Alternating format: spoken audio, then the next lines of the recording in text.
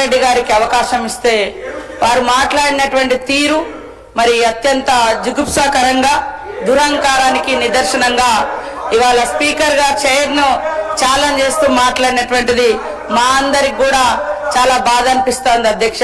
ఎందుకంటే అట్టడుగు వర్గాల బిడ్డలు ఇప్పుడిప్పుడు కొన్ని ఉన్నత పదవుల్లోకి వచ్చి మరి శాసనాలు చేసేటువంటి స్థానంలో ఉన్నటువంటి వాళ్లను భయోత్పాతానికి గురి చేసే విధంగా నువ్వు కేవలము అక్కడ శాసనసభలో అంటే స్పీకర్ గా కూర్చోవడం మాత్రమే, నీకు ఎలాంటి హక్కు లేదు, అధికారం లేదు. అంటే స్పీకర్ పదవి అనేది రాజ్యాంగబద్ధమైనటువంటి పదవి. దాన్ని అది ఒక వ్యక్తిగా చూడకూడదు, అది ఒక వ్యవస్థ. ఇక్కడ మొత్తం ఇక్కడ సభ్యుల అందరి యొక్క గౌరవాన్ని మేము చూస్తూ ఉంటాము. ఎప్పుడు నిరంతరం మీరు ఎక్కువ అటే చూస్తా ఉంటారు, వాళ్ళకి ప్రతి అవకాశం. ఈ రోజు కూడా తలసాని శ్రీనివాస్ యాదవ్ గారు ఏ హోదాలో మాట్లాడారు, అయినా మీరు అవకాశం అనేక సార్లు హరీష్ రావు గారు మాట్లాడతారు, అవకాశాలు ఇస్తూనే ఉన్నారు. కానీ మిశ్రము కాబట్టి ఈ రోజు సభ్యుడు ఎవరైతే మాట్లాడినరో అది నిజంగా అత్యంత అవమానకరంగా మాట్లాడినరు. అంటే ఈ రోజు ఎట్లా ఉందంటే కొన్ని వర్గాలకు కొన్ని కుటుంబాలకు కొంతమందికే గౌరవము, మిగతా వాళ్ళకి ఎవరికి ఆ గౌరవం దక్కకూడదని ఏకవచనం కాకుండా నీకు నీకు నీకు అని మాట్లాడినరు. మా దగ్గర విజువల్స్ ఉన్నాయి, అవన్నీ కూడా సభ ముందు పెట్టడానికి ఎప్పుడైనా సిద్ధం. కాబట్టి ఖచ్చితంగా ఒక దళిత జాతి బిడ్డగా మరి ఒక అత్యున్నత స్థానంలో కూర్చోవడాన్ని వాళ్ళు జీర్ణించుకోలేకపోతున్నారు.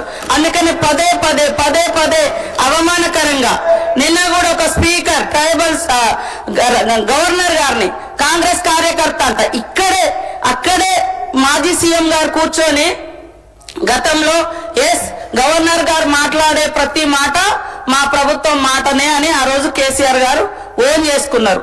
ఈ రోజు మరి కార్యకర్త అని అలా ఆపాదించడం, గవర్నర్ గారు కూడా ఒక రాజ్యాంగబద్ధమైనటువంటి పదవిలో ఉన్నాడు. కాబట్టి అక్కడ ఒక ట్రైబల్ గవర్నర్ గారిని, అంతకుముందు మహిళా గవర్నర్ ను, ఈ రోజు దళిత స్పీకర్ ను ఈ రకంగా పదే పదే అవమానించడం అనేది ఏ రకంగా మీ యొక్క పార్టీకి శోభనిస్తుంది, అది ఏ రకమైనటువంటి సంస్కృతి మీరు తెలియచేయాలి. అందుకనే ఖచ్చితంగా ఈ యొక్క సభా సాంప్రదాయాలు పాటించాల్సిన అవసరం ఉంది.